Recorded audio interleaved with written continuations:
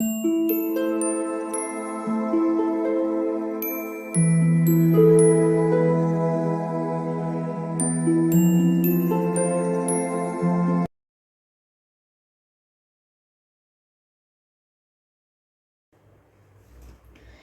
All of you, welcome back to my channel. मैं आज आप लोगों के लिए लेकर आ चुकी हूँ एक कलेक्टिव रीडिंग जिसका टॉपिक रहने वाला है how will be the next chapter of your life. How will be the next chapter of your life यानी कि आपके जीवन का अगला पड़ाव कैसा होगा, आपका जीवन आगे कैसा होगा। जैसे हम नेक्स्ट मंथ के लिए इसे समझ सकते हैं, नेक्स्ट वीक के लिए इस मैसेज को समझ सकते हैं। तो ये आपके लाइफ में आगे आने वाले चेंजेस के ऊपर ये रीडिंग है। तो आई होप ये रीडिंग आपके लिए हेल्पफुल रहेगी। इस रीडिंग से आपको थोड़ी बहुत गाइडेंस मिलेगी। ओके, और ये रीडिंग जनरल रहेगी, सभी ज़ोडिएक साइंस के लिए है, हर उम्र के व्यक्ति के लिए है, टाइमलेस है। जब भी आप ये रीडिंग देख रहे हैं यह आपके साथ तभी रेजोनेट करेगी, क्योंकि जब जो मैसेज आपको मिलना होता है तभी आप उस मैसेज तक पहुंचते हैं। ओके, इस बात का ध्यान रखें कि मैं पर्सनल रीडिंग नहीं देती हूँ। तो कमेंट बॉक्स में अगर कोई मेरे नाम से या मेरे चैनल के नाम से आपको कोई व्हाट्सएप नंबर या मोबाइल नंबर दे रहा है तो उसका विश्वास ना करें, वो एक फ्रॉड है, स्कैम है। ओके, चलिए आइए देखते हैं यहाँ पर कि what will be the next chapter of your life और how will be the next chapter of your life. Okay,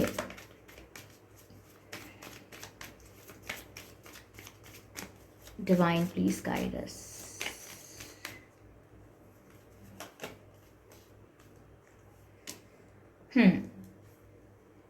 मुझे ऐसा लगता है व्यूअर्स कि आप आने वाले समय में अगर अपने पास्ट को लेट गो नहीं करते हैं तो ये बहुत बड़ी चेतावनी है आपके लिए, that you will face the consequence, you will face the problems, you will face the issues just because of it.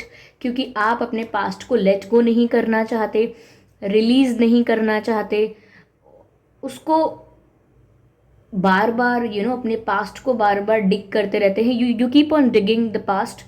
ऐसा लगता है जैसे पास्ट में खोए रहते हैं, पास्ट की यादें, अब चाहे वो अच्छी हैं या वो बुरी हैं।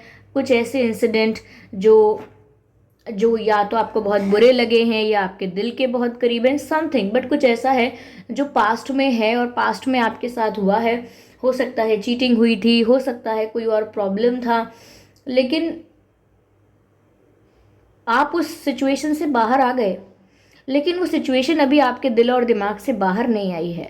तो बहुत ज़रूरी है आपके लिए ये डिटॉक्सिफिकेशन करना, क्योंकि आने वाले समय में मुझे लगता है कि अगर आप इसी तरह पास्ट में आगे एक पैर पास्ट में और आधा पैर ये फ्यूचर में ऐसे करके अगर स्टक रहेंगे तो मुझे लगता है कि एक पैर पास्ट और एक पैर फ्यूचर में रख के आप कहीं भी पहुंच नहीं पाएंगे। तो पहली चीज़ यहाँ पर जो आपको करनी चाहिए वो ये है कि डिटॉक्स करना चाहिए एनर्जेटिकली।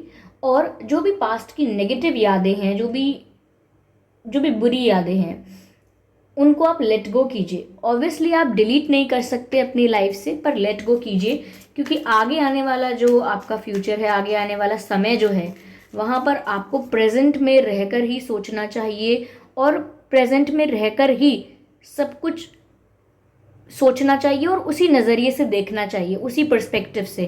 देखिए, अक्सर ऐसा होता है, हमारे वर्तमान डिसीजन जो होता है, हमारा वर्तमान निर्णय जो होता है, वो हमारे पास्ट एक्सपीरियंसेस पर बेस्ड होता है।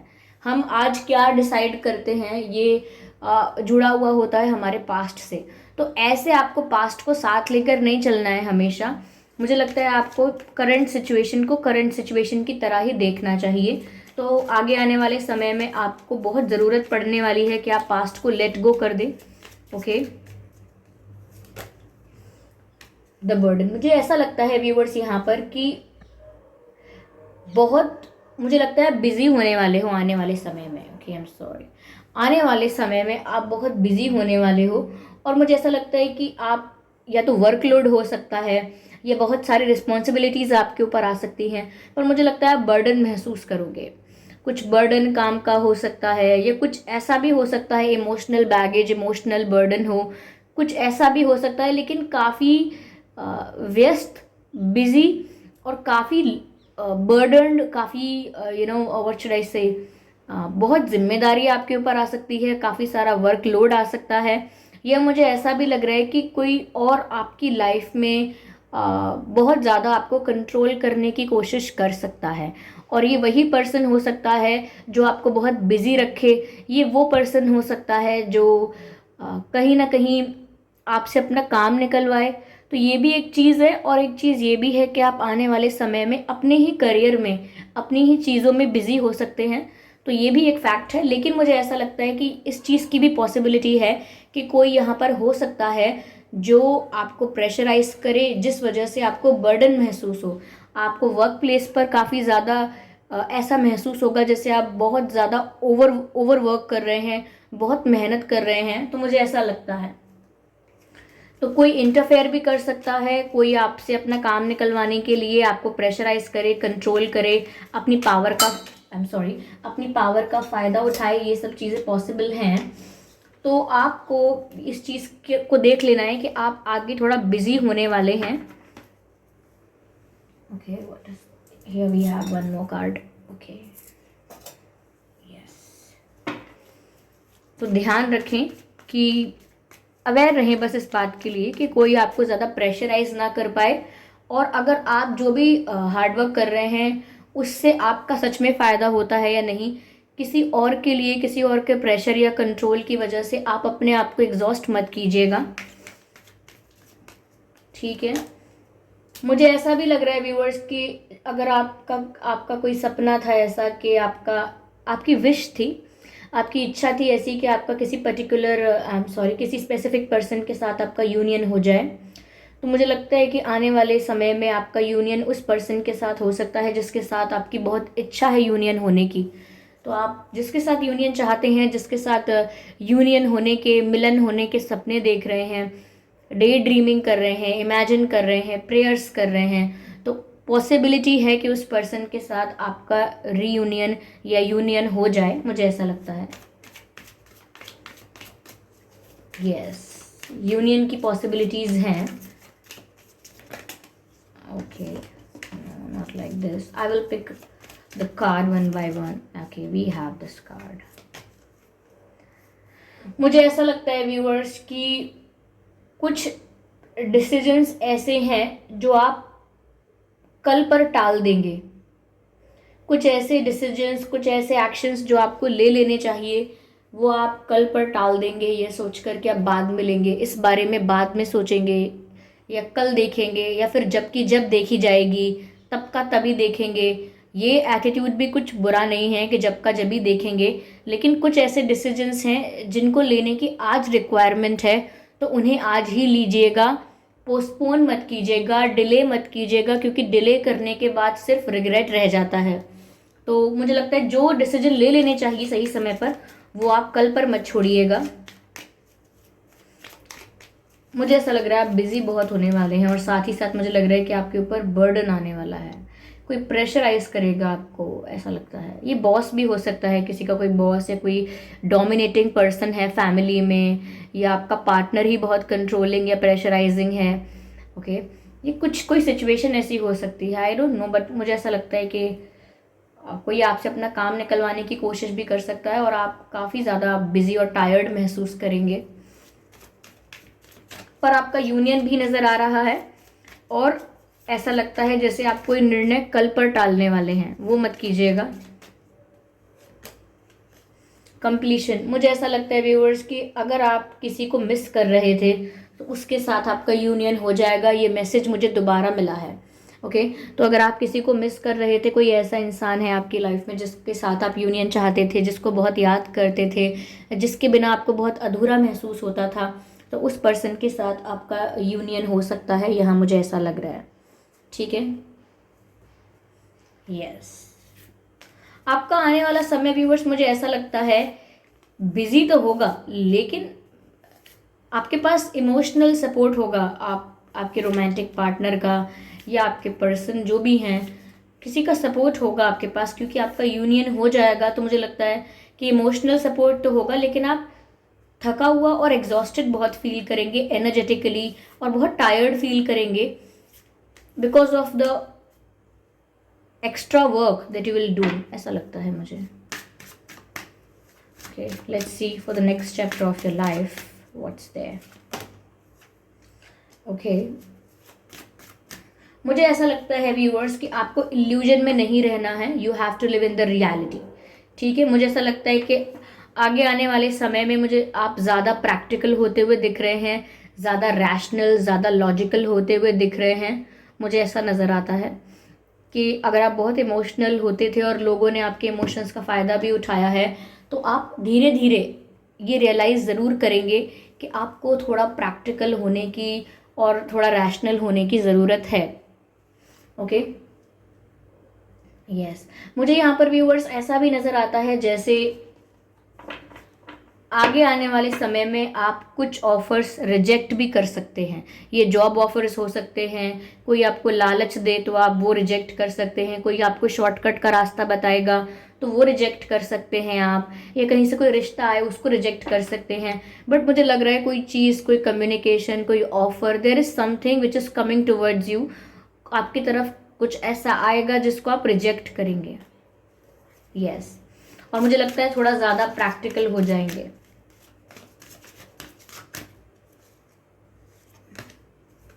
यस, आपके परसेप्शन में चेंज आएगा, आपका जो परसेप्शन है, देखने का नज़रिया जो है वो काफ़ी हद तक बदलेगा। यहाँ ऐसा लगता है जिस तरह से आप परसीव करते हैं लाइफ को, जिस तरह से आप डील करते हैं सिचुएशंस को, उसमें बदलाव आएगा। आपका नज़रिया चेंज होगा क्योंकि आप रियलाइज़ करेंगे, उस नीड को रियलाइज़ करेंगे कि क्या ज़रूरत है अभी करने की, क्या क्या फ़ैसला लेने की अभी ज़रूरत है, मुझे प्रैक्टिकल होने की ज़रूरत है, मुझे इन चीज़ों को अपनी लाइफ से रिजेक्ट करना है, ये सब मुझे अपनी लाइफ में नहीं चाहिए, आई हैव टू से नो, मुझे मना करना होगा। ओके, क्योंकि कई बार ऐसा होता है कि हम मना नहीं करते हैं एंड देन फिर हम उसका भी कॉन्सिक्वेंस फेस करते हैं। तो आप मना करेंगे, जो चीज़ें आपको नहीं पसंद उनके लिए मना करेंगे आप, और कोई लालच देगा, कोई शॉर्टकट देगा तो उसके लिए भी आप मना करेंगे। तो मुझे लगता है आपके नज़रिए में बहुत बड़ा परिवर्तन आ रहा है और उससे आपको बहुत हेल्प मिल रही है, आपकी ग्रोथ भी उसी वजह से ज़्यादा होगी, मुझे ऐसा लगता है। तो आप जो भी डिसीजन आपके पेंडिंग हैं, आप डिसीजन ज़रूर ले लीजिएगा, जो भी डिसीजन लेना है आपको। और अगर कोई आपकी लाइफ को कंट्रोल करने की कोशिश करे, मुझे यही चीज़ थोड़ा बुरी लग रही है या थोड़ी ट्रिगरिंग लग रही है मुझे बात बार बार कि कोई आपको कंट्रोल करने की कोशिश करेगा अगर, तो आपको वाइसली सोचना है उस वक्त भी। Okay,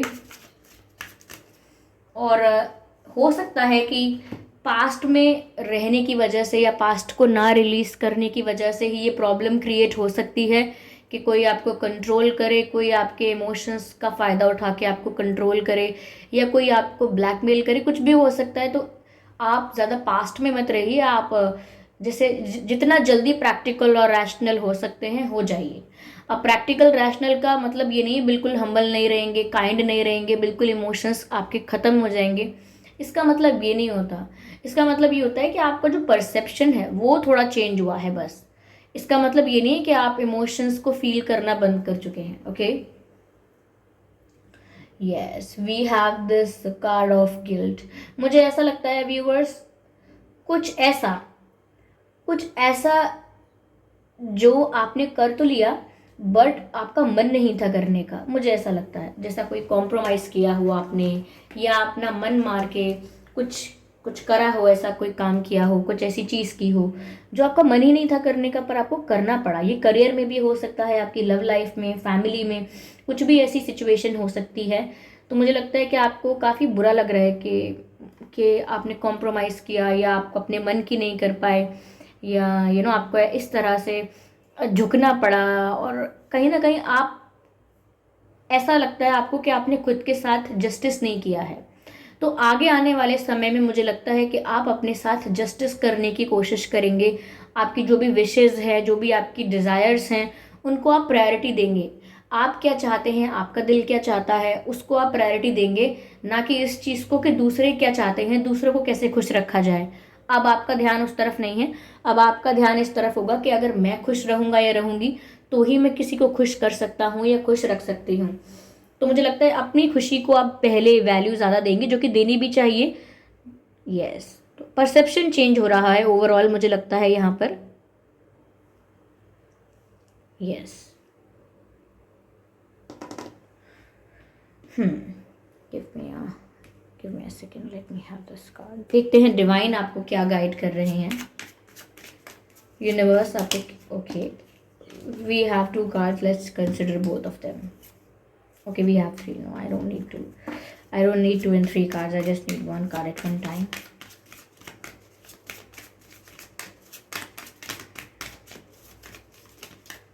Okay,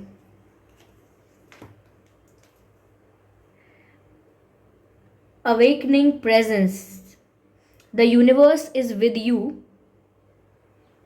wear a cloak of protection and love.